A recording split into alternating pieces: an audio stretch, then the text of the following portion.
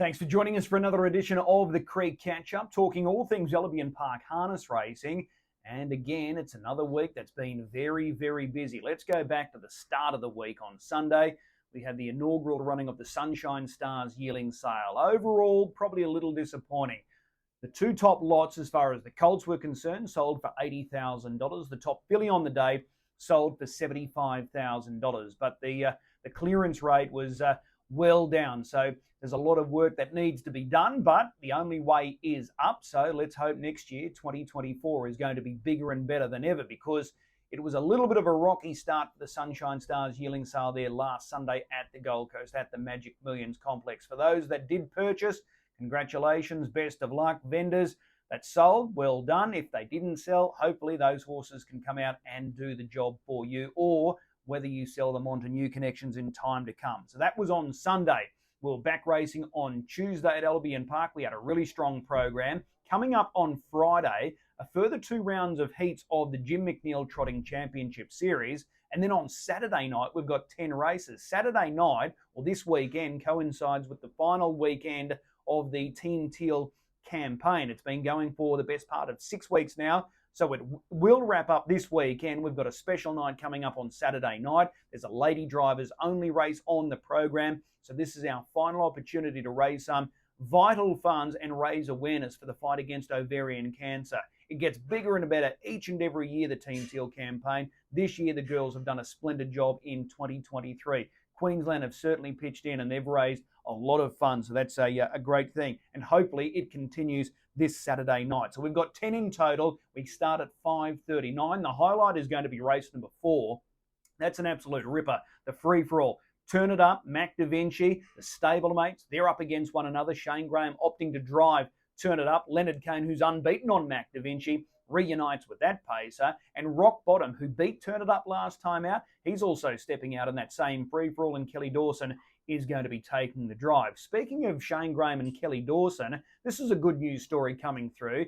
They ventured to Tasmania last weekend. Of course, we didn't race last Saturday night owing to the Sunshine Stars yearling sale. They popped down to Tassie, and guess who they caught up with? Their old mate, Destrayos, the most winningest horse at Albion Park. Of course, he's now retired. He's down there with Ken Rattray and Sally Stingle, and both Kelly and Shane were able to catch up with the old warrior. So he's living the life of luxury, but I thought that was a really good story coming out of the weekend last weekend, that they were able to go down there and catch up, because as we know, Kelly drove him to most of his victories. Shane Graham had a really good success with him, along with a lot of other drivers. So it was good to see them catching up with that old champ. Speaking of champs, the new champ, Leap to Fame. Everyone was expecting to see him on trial on Tuesday. It didn't play out. We had 10 races, and preference was given to the 2-year-olds with the APG series just around the corner. But don't worry, don't stress. He's going to trial on Friday between races at Albion Park. I think we've got 3 trials scheduled, and he's going to go around in trial number 3. So Leap to Fame will stretch his legs for the first time as a 4-year-old.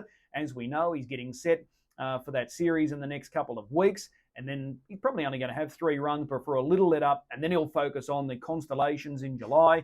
He'll go through the Rising Sun, the Blacks Are Fake, and then on to the Eureka down in Sydney at Menangle. So that's the plan for Leap to Fame. But he will trial between races on Friday afternoon. Speaking of star performers currently, what about Uptown Beach Girl? Is she the best mare in Queensland? I think she is, as far as the mares are concerned. We've hit a bit of a lull. Gerardo's Delight now retired. Fame Assured now retired. Scarlet Babe nowhere near the mare that she once was. So Uptown Beach Girl, she puts her hand up, and she is now the best mare in Queensland. She won a Group 3 feature at the end of last year. She's had 3 runs back this campaign. She's won all 3.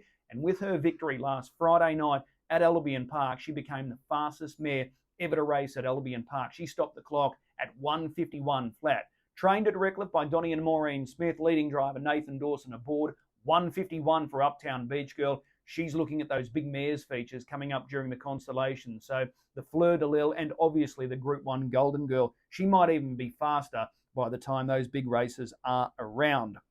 A shout out, a happy birthday message to our Kiwi, our adopted Kiwi, Luke Whitaker. He's had good success at Albion Park. He won a Group 1 race last carnival. He celebrated a birthday during the week, so many happy returns to Luke. A couple of new horses finding their way to Queensland. Keep an eye out for this horse, Always Smokin'.